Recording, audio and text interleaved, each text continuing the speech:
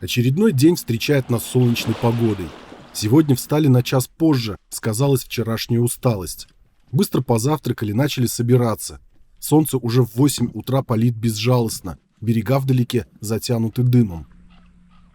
Сегодня идем вдоль безлесных скалистых берегов. Этот участок между проливом Ольхонские ворота на севере и рекой Анга на юге называется Тажиранской степью. Это уникальный ландшафт, именуемый иногда Северной Монголией в миниатюре. Растянулся он на 40 километров в длину и около 15 в ширину. Леса здесь практически нет, а деревья встречаются изредка и растут они на небольших участках. Зато эта степь просто раздолье для домашнего скота, пасущегося здесь повсюду. Пройдя около 4 километров, решили остановиться на небольшой отдых. Впереди показался крупный залив, и мы хотим пройти его за один заход. Это около 10 километров и примерно 2 часа ходу.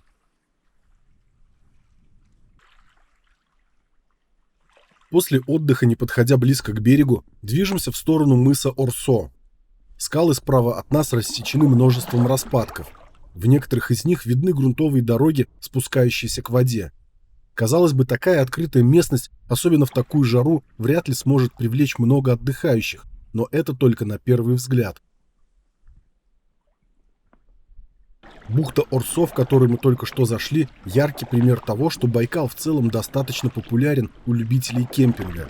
Люди приезжают на его берега на машинах, разбивают лагерь. На надувных моторных лодках отправляются в соседние бухты на рыбалку и просто полюбоваться видами.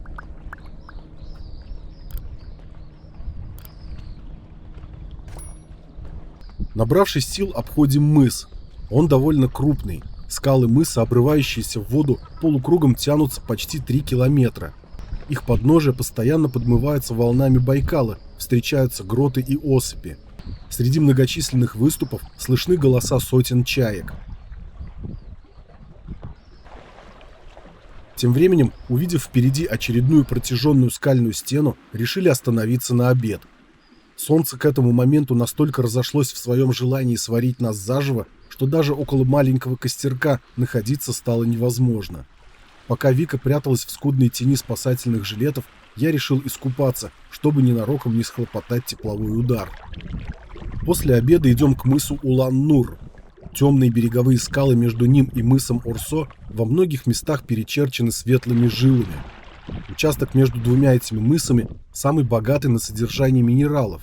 Проводившиеся здесь исследования выявили их около 150, в том числе такие, которые нигде более не встречаются. Один из этих минералов даже получил название в честь местности – тажеронит.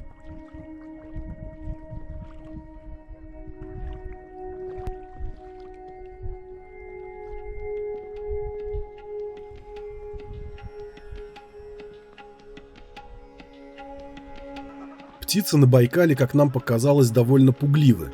Разве что чайки в некоторых людных местах позволяют приблизиться к ним на несколько метров. Так что мы обрадовались, когда пара уток-огорей подпустила нас к себе и разрешила поснимать.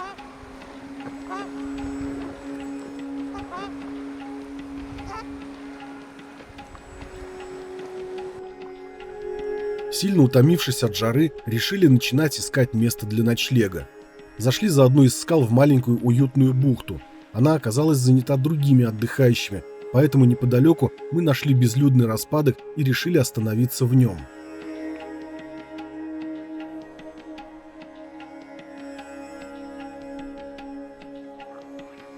Склон здесь довольно крутой, но под палатку нашелся более-менее пологий пятачок земли. Поставили ее и легли отдыхать до самого ужина.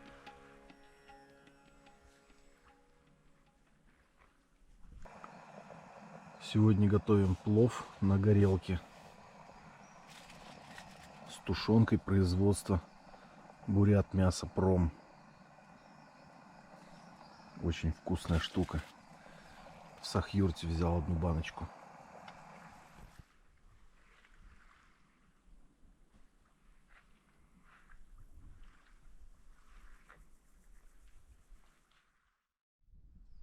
Утром проснулись от того, что ветер трепал палатку.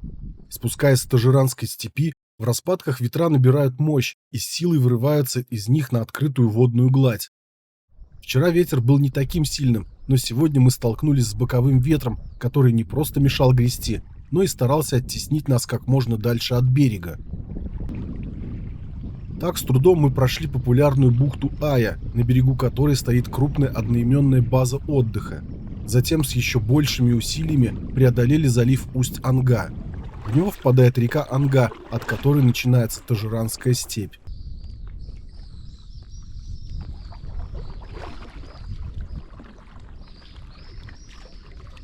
Сейчас у нас был долгий сложный заплыв. Мы проходили две бухты. Первая бухта недалеко от места нашего ночлега — это Ая. Довольно популярное, судя по всему, место. Там дома отдыха были видны. Но проходя эту бухту, мы столкнулись с такой сложностью, как сильный боковой ветер. Мы хотели срезать ее под скалами, но нас вынесло этим ветром метров, наверное, на 500. Поэтому пришлось наматывать, делать крюк большой. Следующий залив, точнее следующая бухта, это была Усть-Анга.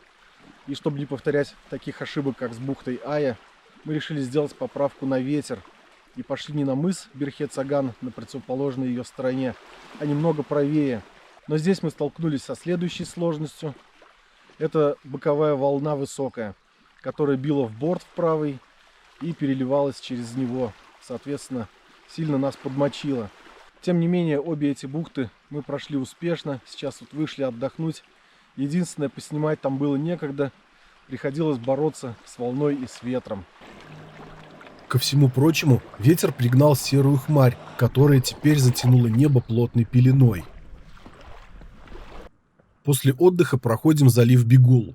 На его берегу вновь видны отдыхающие, но помимо них мы заметили, что вновь начали появляться островки леса. Отдохнув под скалой перед небольшим заливом Берхин, идем дальше. Видимо, после недавней борьбы с ветром сил у нас осталось мало, поэтому идем медленно. Обойдя одну из скал, увидели миниатюрную бухту. На склонах распадка растут сосны, а значит, тут должны быть дрова.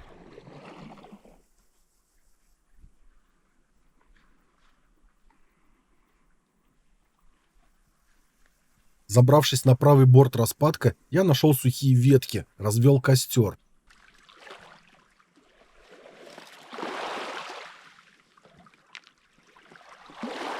Сосновые дрова горят очень хорошо, поэтому обед приготовился быстро, а пообедав, мы решили хорошенько отдохнуть. После обеда и отдыха продолжаем свой путь. К 3 часам дня вновь поднялся ветер, но на этот раз почти попутный. Почти потому, что он дует сзади и немного справа, отчего байдарка плохо держит курс и постоянно норовит встать боком. Когда сил на удержание курса не хватает, сами ставим ее поперек ветра, и тогда он немного подталкивает нас вперед, а мы тем временем отдыхаем. Перед мысом Крестовским вышли размяться. Неподалеку увидели крест, хотя мыс назван так по кресту на его вершине. Здесь оказалась памятная табличка. Пока отдыхали, ветер поменял направление и теперь дует нам навстречу. Но на наше счастье бокового ветра из распадков теперь нет, и байдарка идет, на удивление, легко, разрезая носом встречные волны. Однако вечереет, и изредка с неба нет-нет да упадет несколько капель дождя. Пора останавливаться на ночлег.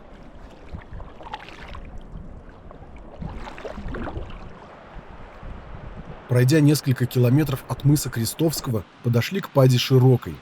В северной части бухты стояло несколько компаний, поэтому мы решили пройти к основанию мыса Бора-Елга. Место здесь оказалось весьма удобным. Ровная площадка, кострище, кто-то оставил немного дров. Сама падь оказалась действительно широкой. Деревьев здесь мало, они невысокие, поэтому глаз радуется открывающемуся простору. На ужин сегодня снова блины. А тем временем на море бушует волна. К вечеру действительно волна разошлась не на шутку. Даже набрать воды было немного проблематично, она чуть ли не сбивала с ног.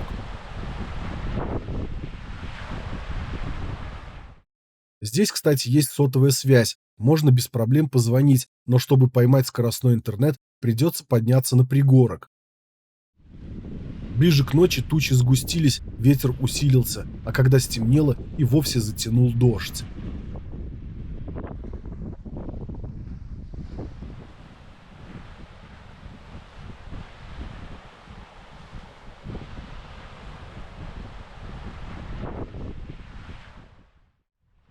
Утром дождя уже нет, но небо все еще хмурое.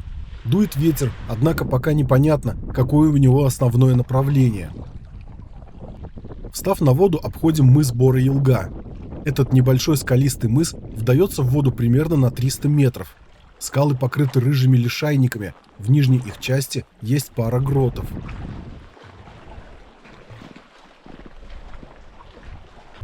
Ветер сегодня оказался попутным, но когда мы проходим мимо распадков, оттуда вырывается еще и боковой. Если попутный ветер подгоняет нас вперед, то боковой, как и вчера, старается оттеснять нас подальше от берега. Из-за этого опять приходится прикладывать больше усилий при гребле. Пройдя около 6 километров, вышли на отдых в паде Барун-Елга. Здесь перед нами раскинулся благоухающий цветущий склон с густой травой и низкорослыми соснами. Судя по всему, за предыдущие дни, во время которых мы проходили тажиранские степи, успели соскучиться по привычной лесной и луговой растительности. С каждым часом ветер, дующий с берега, набирает силу. Стараемся идти ближе к скалам, чтобы они хотя бы немного защищали от него, но когда проходим мимо распадков, ветер относит нас от берега на пару сотен метров. Не спеша дошли до мыса Голова. Свое название он оправдывает. У воды нет ни деревца, а солнце, несмотря на облачность, уже начинает припекать. В паре километров от мыса приметили распадок с деревьями, решили дойти до него и встать на обед.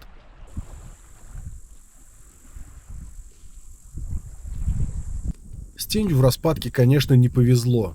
Найденное нами кострище стояло на открытом лугу, зато тут есть скамейки, какое-никакое удобство, да и дрова в достатке.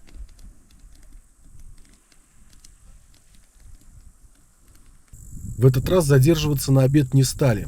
Во-первых, насиделись под палящим солнцем у костра, а во-вторых, после горячего супа и чая стало и вовсе невыносимо жарко, поэтому поспешили встать на воду, там хотя бы дует ветер. Через километр проходим первую за долгое время деревню Куяда. Деревушка эта совсем небольшая, проживает в ней около 30 человек, и, судя по новеньким крышам, есть в ней и базы отдыха. От Куяды остается около 7 километров по воде до широко известного среди туристов поселка Бугульдейка. Когда мы подошли к Бугульдейке, ветер уже поднял высокую волну. Но все же здесь мы задержались, чтобы позвонить домой и купить через интернет билеты на обратный путь. Заранее решили их не брать, поскольку не были уверены, что сможем уложиться в нужное количество дней. Но сейчас, когда пройдено уже 2/3 маршрута, знаем дату его окончания. Однако для подстраховки на случай форс-мажора все-таки накинули запасной день. В сам поселок не пошли, он находится в отдалении от озера. Да и в Бугульдейке мы уже были 3 года назад, когда ходили по Большой Байкальской тропе. Так что дальше начинаются знакомые нам места. К вечеру волна уже стала нешуточной. На ОСМ-картах на Большой Байкальской тропе отмечены многие стоянки, поэтому, наметив себе одну из них, направились в ее сторону. Выйдя на берег, заметили, что 3 года назад останавливались в этом месте на привал. Мы даже почувствовали легкую ностальгию по пешим походам. Одно время как-то ударились в водный туризм и совсем забросили это дело. Решили для себя, что в следующем сезоне будем это исправлять. Сегодня, пожалуй, самая большая волна за все время, как она здесь. Да.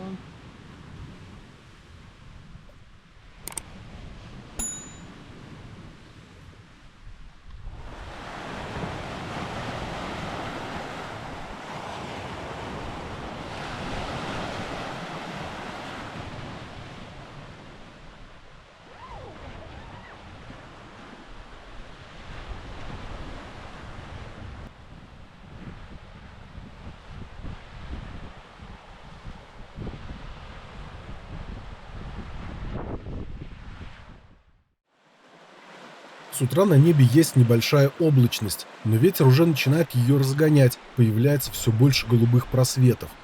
Дымки вроде бы тоже нет уже второй день, но в предыдущие дни было пасмурно, а сейчас все стало ярким, поэтому обратили внимание, что она исчезла. После завтрака начинаем собираться. В это время солнце выглянуло окончательно.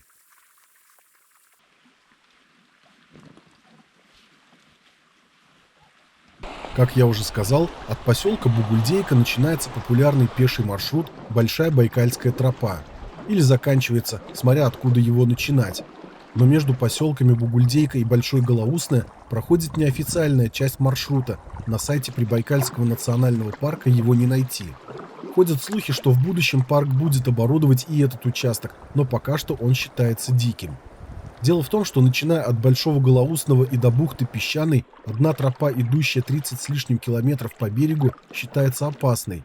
Там много прижимов, и местами люди проходят их либо по пояс в воде, либо по верхушкам скал. Во время сильного прибоя по воде идти опасно тем, что волной может сбить с ног и утянуть в воду или об эти самые скалы разбить. Если подниматься на скалы, есть риск с них сорваться. Другая тропа отходит от берега Байкала на несколько километров и идет через глухой лес. Говорят, там много горельников, завалов, медведей и клещей. Мы же в прошлый раз чудом поймали удачу за хвост и договорились с частным попутным катером практически за символическую сумму доехать до бухты Песчаной, а уже оттуда продолжили маршрут по тропе, которая в окрестностях бухты возвращается к озеру. Именно тогда, когда мы ехали на катере и наблюдали берега Байкала с воды, и появилась идея пройти от Северобайкальска до Слюдянки на байдарке. Дело оставалось только за временем, и вот в этом году мы решили, что пора. Сегодня с самого утра дует попутный ветер. С легкостью за один переход преодолели 9 километров, а ближе к половине первого еще 9 и дошли до Пади Дыроватой. В прошлый раз мы здесь ночевали и пытались посмотреть скалу Дыроватую, расположенную рядом, но пешком к ней оказалось не подойти. В этот раз на песчаном пляже в тени деревьев останавливаемся на обед. Сегодня у нас максимально расслабленный день, особенно если сравнивать с предыдущими. Плывем не спеша, размеренно. Волна попутная подгоняет, хорошо так. Ну, по крайней мере, до обеда все отлично.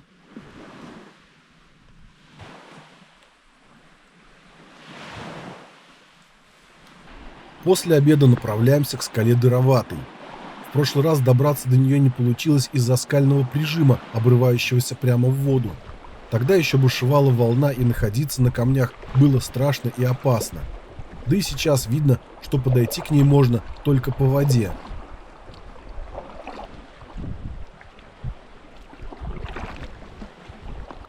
Таким скальным аркам часто дают название «пьющая лошадь» или «слон» за сходство с этими животными. Кстати, тут на Байкале относительно недалеко есть еще одна падь Дыроватая, и рядом с ней есть как раз-таки скала Слон.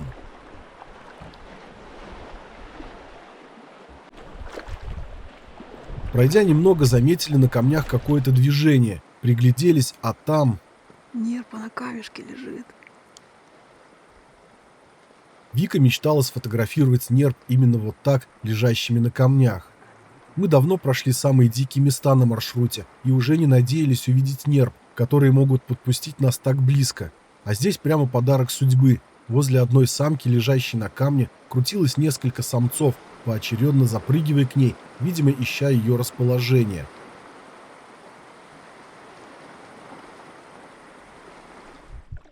Во время послеобеденного отдыха приметили себе на карте стоянку в 9 километрах от Пади Дыроватой. Решили дойти до нее, и если нам там понравится, останавливаться на ночлег. Пройти это расстояние решили также за один переход. Ближе к Харгино начали встречаться различные туристы. Видели и пеших, и конных, а на воде их вообще стало не счесть. Боимся, как бы намеченная стоянка не оказалась занята. Проходя протяженную скалу, разделяющую Харгино и Падь Сухую, увидели на берегу несколько моторных лодок и много людей. На всякий случай решили выйти и осмотреться. Все равно пришло время отдохнуть.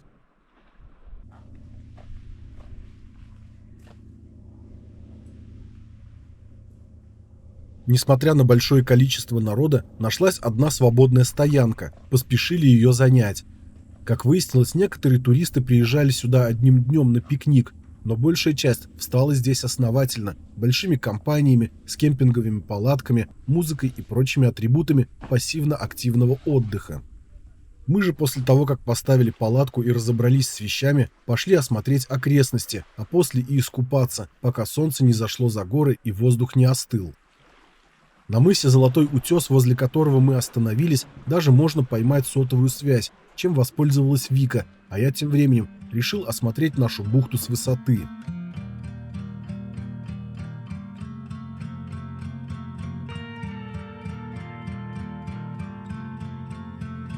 Эта бухта — место просто шикарное. Неудивительно, что она привлекает такое количество туристов.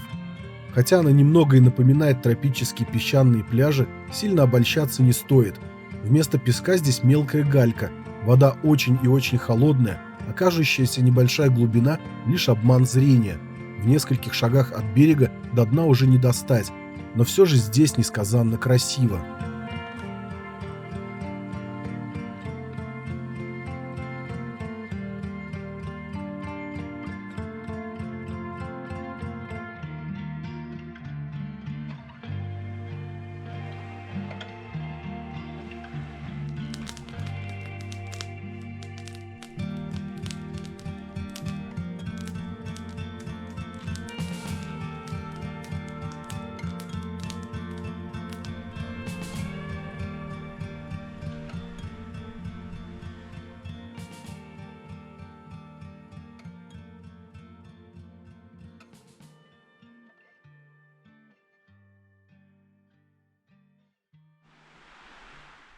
Утром не хочется ни собираться, ни уходить отсюда.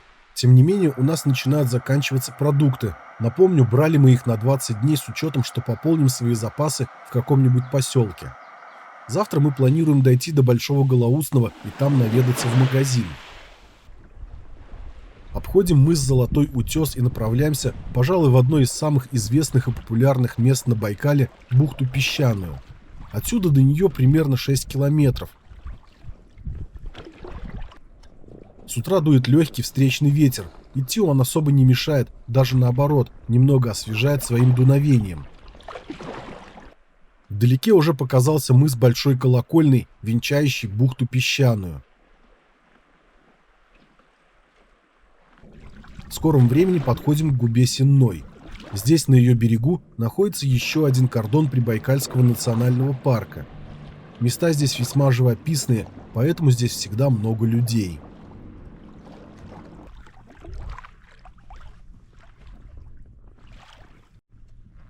Подходим к бухте Песчаной. Она находится вот за этой скалой. Это колокольня называется. Не помню, только большая или малая.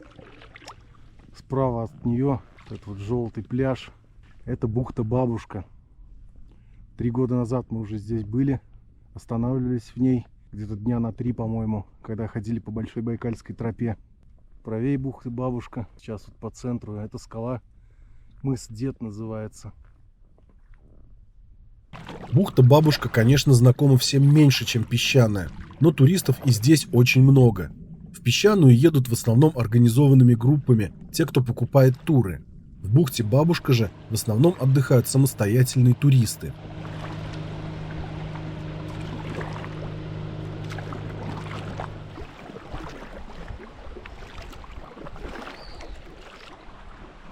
Мыс Большой Колокольный – это массивная скала, поднимающаяся на несколько десятков метров и нависающая над водой. Обойдя ее, заходим в бухту Песчаную и направляемся к домику с красной крышей. Это здание метеостанции. Сразу за ним начинается песчаный склон, на котором растут знаменитые байкальские ходульные деревья. Эти деревья стоят на своих корнях, похожих на щупальца или ходули, из-под которых сильные байкальские ветры выдувают песок, постепенно обнажая их все больше и больше. Раньше деревьев было 5, сейчас осталось 3, благодаря туристам, которым нужно сфотографироваться именно на хрупких корнях. Ходульные деревья являются памятником природы, и повреждать их нельзя.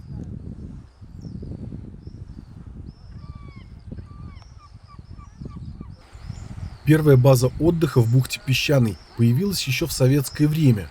Сейчас от нее остались кое-какие постройки, но в основном она уже обновлена.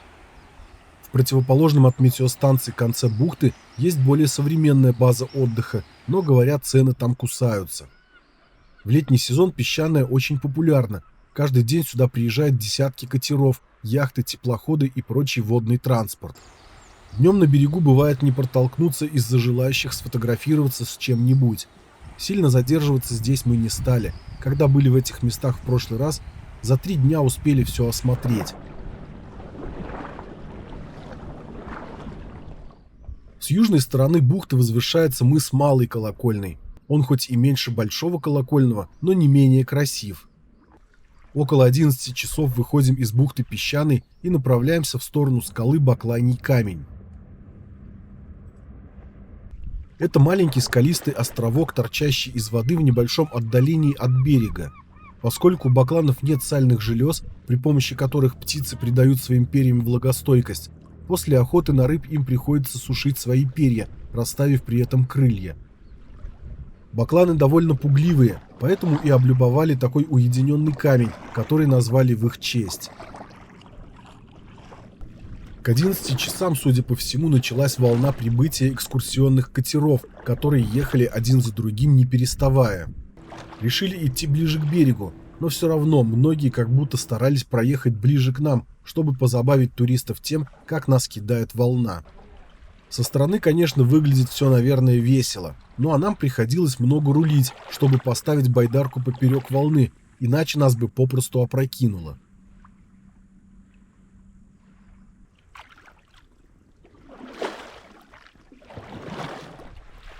На обед решили остановиться на мысе Верхние Хомуты.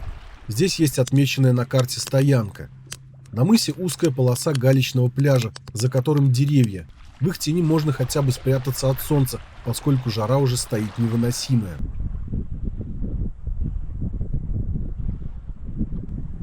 Пока обедали, ветер успел поменять направление и дует теперь нам в спины. От этого жара стала совсем нестерпимая. Чтобы немного освежиться, мочим одежду под жилетами и головные уборы. Через пару километров подошли к мысу Средние Хомуты. Одноименный распадок за ним обрамляют белоснежные мраморные скалы, а на самом мысе приютился еще один кордон национального парка.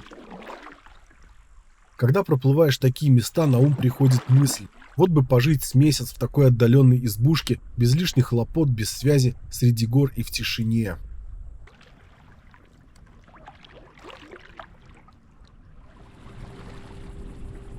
Ближе к вечеру начало возвращаться полчище катеров из бухты Песчаной.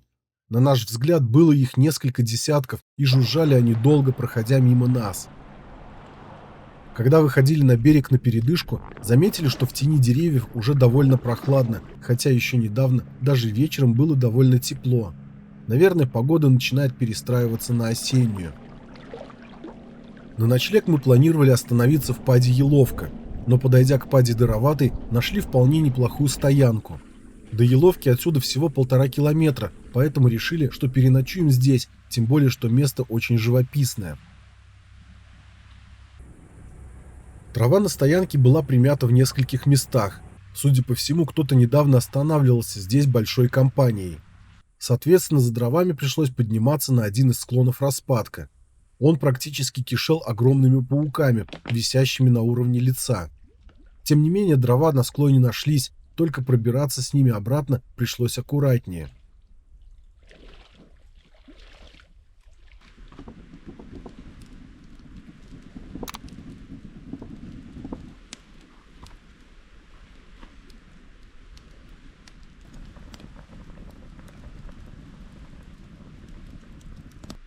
Вечером заметно похолодало, особенно хорошо заметен контраст температур, когда посидишь немного у костра. Отойдя от него, сразу начинаешь ощущать, как холодный воздух проникает под одежду.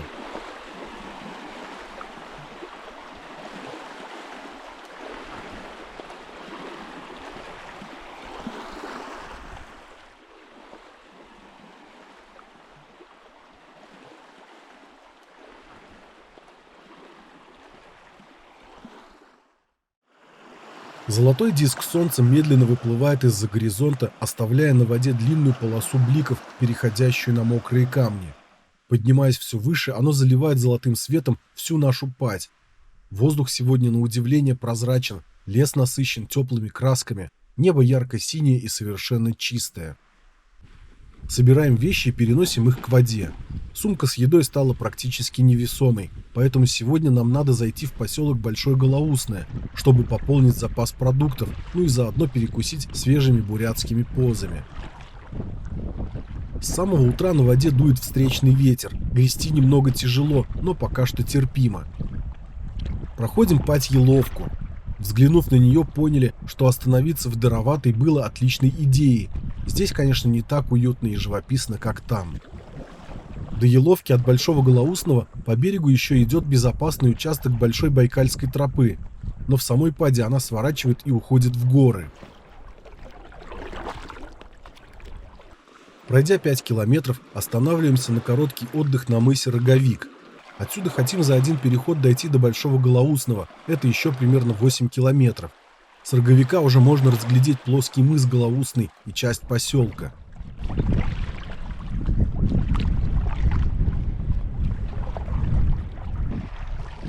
Переход до него дался нам с большим трудом.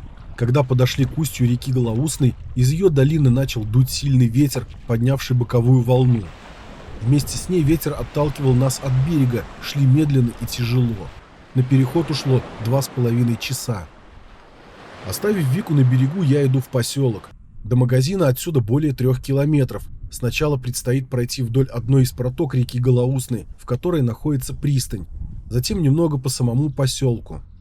Живет в Большом Голоусном около 600 человек. Здесь много гостевых домов и баз отдыха. Есть и несколько кафе. Я зашел в кафе «Уютное». В прошлый раз нам здесь понравилось. Заказал позы и пока они готовились, сходил в местный супермаркет за продуктами.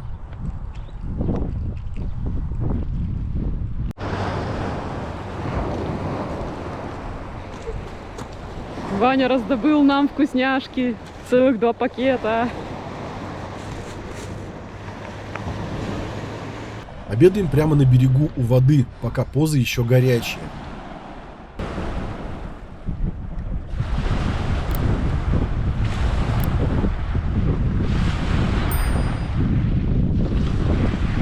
Ну как?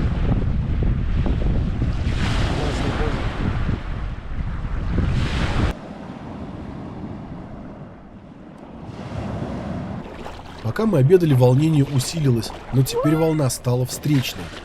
Быстро идти с такой волной, конечно, не получится, но она хотя бы не норовит перевернуть байдарку и не заливает внутрь, как было на подходе к поселку. Южнее Большого Голоусного по берегу на протяжении около 5 километров идет автомобильная грунтовая дорога. Сюда любят приезжать на отдых на машинах, поэтому на берегу не протолкнуться.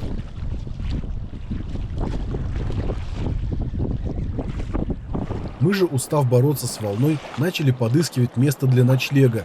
Но и там, где уже и дороги нет, все равно все занято туристами.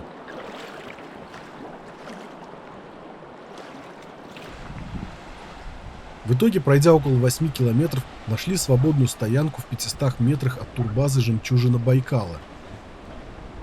Недавно остановились на стоянку. Сегодня прошли немного, чуть попозже посмотрю, сколько точно. Ну, немногим больше 20 километров, думаю. С такой волной, прям очень высокая волна была, встречный ветер, очень редко попутный, но с разных сторон, но преимущественно встречный ветер. Вымотали нас, несмотря на то, что 2 часа отдыхали в Голоусном, несмотря на то, что поели поз, но все равно очень тяжело было. В итоге решили в 4 часа с небольшим останавливаться уже на стоянку. Стоянка находится на небольшом пологом выступе берега.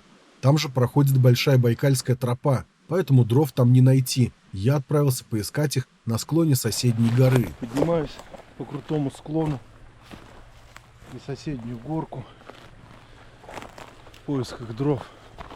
Ух, блин, здесь столько пауков огромных, прям, наверное, сантиметр полтора в диаметре, здоровенные.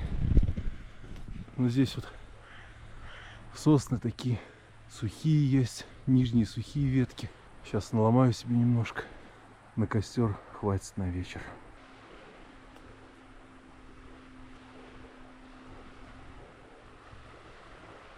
Вот обычно плюс-минус такое количество веток мы заготавливаем на приготовление ужина.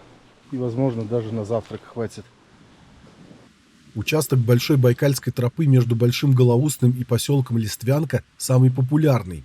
Стоянки на нем уже более оборудованы. На этой, например, крупное кострище оснащено скамейкой, ну и мусора здесь встречается, к сожалению, много. Прежде чем развести костер, пришлось сжечь и свой, и чужой. На ужин побаловали себя свежим хлебом к супу и конфетами к чаю.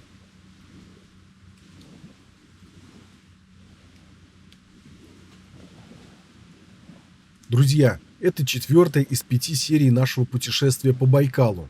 Подписывайтесь на канал, чтобы не пропустить последний выпуск. Также наши фильмы можно посмотреть в ВК-видео в нашей группе ВКонтакте. В Телеграме Вика публикует видео и фотографии, снятые ею. Ссылки на эти соцсети оставлю в описании к видео.